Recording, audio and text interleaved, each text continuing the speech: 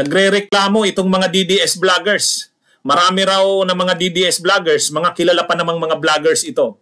Si Sas Rogando Sasot, yung nakikita nyo sa picture, si Banat Bay, tapos si Maharlika, yung mga accounts daw nila sa Facebook, ang Facebook po kasi ngayon, sinuspindi ng Facebook o ng Meta, matagal ang suspension.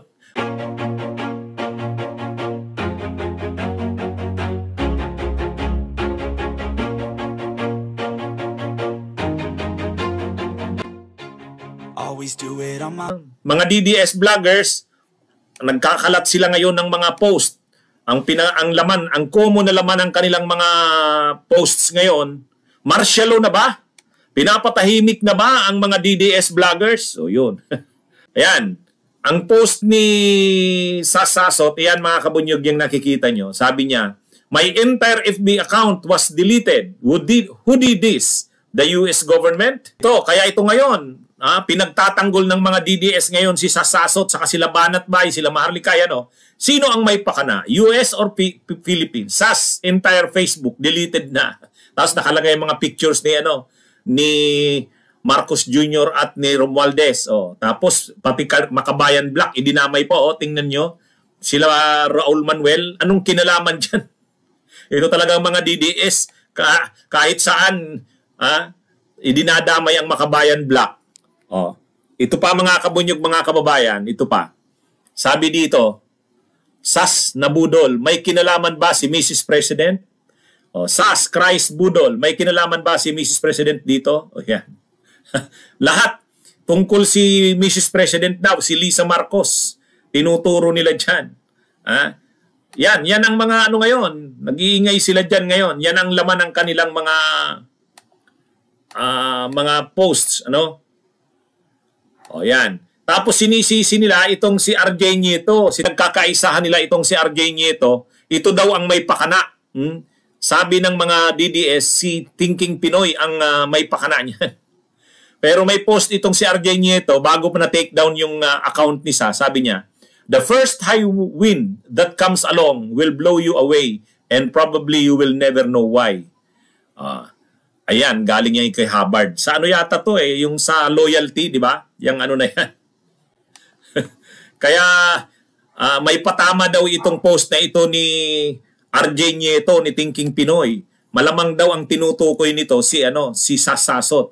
Kaya ang narrative nila, si Thinking Pinoy at saka sila Lisa Araneta, yan ang mga may kagagawan ng pagpapasara daw ng FB accounts nila Sasasot. Pati itong si Crisette Laureta Chua, DDS din to, Die Hard. Die Hard Duterte, rin to. Ayan, ang kinakalat din nila. Mga kabunyog, basahin natin. May tricycle na may nakasulat, Protect Inday Sara. Tapos sa kanyang post, an organic backlash is growing. You can silence as many people as you can by threatening their families, their jobs, their social media accounts. But once that ripple reverberates, your billions won't be able to stop it. You can pay people to put up your tarpaulins, but you cannot pay people to willingly support you. Yan. May mga ito. Kasi ito, Die Hard DDS itong si Crisette Laureta Chua. Ang sinasabi ni Crisette Laureta Chua, yan daw mga ginagawa daw na yan na panggigipit sa mga DDS vloggers. Ano daw yan? Magagawa daw nila yan ngayon pero hindi naman daw nila mapapatahimik ang mga DDS vloggers. Maaari daw silang magpagawa ng mga tarpaulin na malalaki pero hindi nila magagawa na yung mga tao mismo ang magpapagawa ng tarpaulin. Kasi ang tinitingnan nila yung Protect Inday Sara, pinagawa ng na yan, mismong inilagay ng tricycle driver na yan, support kay Sara. So yan daw ay tunay na suporta ng tao. Anyway, bahala sila. Pero alam nyo mga kabunyog, sino ba talaga ang nagpa-take down?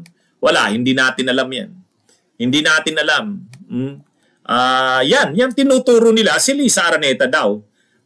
Gaano naman, pati ba naman Facebook, pati Meta, kayang pakialaman ni Lisa Araneta. Masyado namang mga tong mga kung pwede, baka naman malamang na take down sila, hindi naman dahil kay Lisa Araneta.